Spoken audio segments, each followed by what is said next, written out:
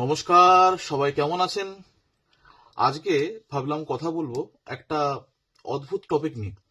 আমাদের follow up পেশেন্টরা বেশ কিছুদিন ধরে আমাকে কিছু ভিডিও পাঠাচ্ছেন যে হট টাব ডায়ালিসিস, মানে একটা টাবের মধ্যে 40 ডিগ্রি সেন্টিগ্রেড মতো একটা গরম জলে নাকি বসে থাকলে, মানে শুয়ে থাকলে 2 ঘন্টা শুয়ে থাকলে নাকি ডায়ালিসিস করতে হচ্ছে না, শরীরের সমস্ত বজ্র পদার্থ নাকি এক্সক্রিটেড আউট হয়ে যাচ্ছে এবং পেশেন্টের বিপি সুগারও নাকি কন্ট্রোল হয়ে যাচ্ছে।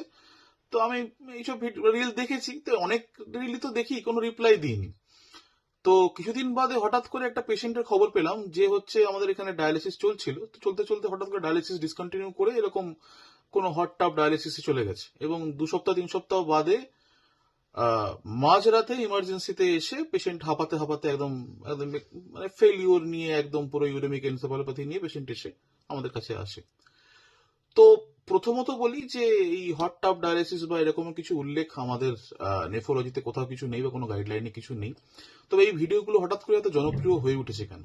প্রথম হচ্ছে যে এই ডায়ালিসিস নাম শুনলে আমাদের একটা ভয় লাগে। প্রথমে পেশেন্টরা বলে ইউজুয়ালি যে একবার ডায়ালিসিস মানে কি সারা জীবন ডায়ালিসিস?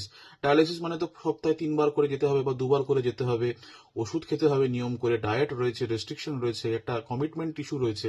তার চেয়ে এই ভিডিওগুলো কি বলছে যে না, আপনি একটু হট টাবে শুয়ে থাকুন এবং শরীর আপনার সুস্থ হয়ে যাবে, কিছু লাগবে না। এবং এই ভিডিও রিলগুলো আমি দেখলাম যে তারা কিছু সাইন্টিফিক টার্মস ইউজ করছে, মানে জার্গন, মানে খুব কনফিডেন্টলি টার্মগুলোকে বলার চেষ্টা করছে, কিন্তু তার মধ্যে কোনো যুক্তিযুক্ত নেই। তারা বলছে যে ডিটক্স, ন্যাচারাল ক্লিনজিং, ঠিক আছে, সোয়েট দিয়ে ইউরিয়া রিমুভাল, ঠিক আছে।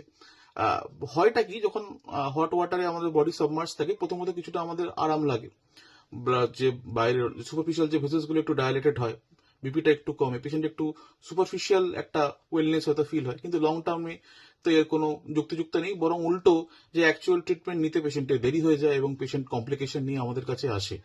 ফলে এইসব রিল যারা দেখছেন বা যারা ফলো করছেন তারা অবশ্যই প্রপার যে কিডনি ডাক্তারবাবুদের আছেন তাদেরকে জিজ্ঞেস করুন যে এর কোনো মান্যতা আছে কিনা। বিশ্বাস করুন, কোথায় কোনো গাইডলাইনে কোনো জায়গায় এর কোনো উল্লেখ নেই, এর কোনো ট্রায়ালস গাইডলাইন কিছু নেই।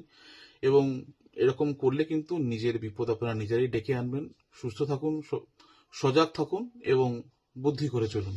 নমস্কার।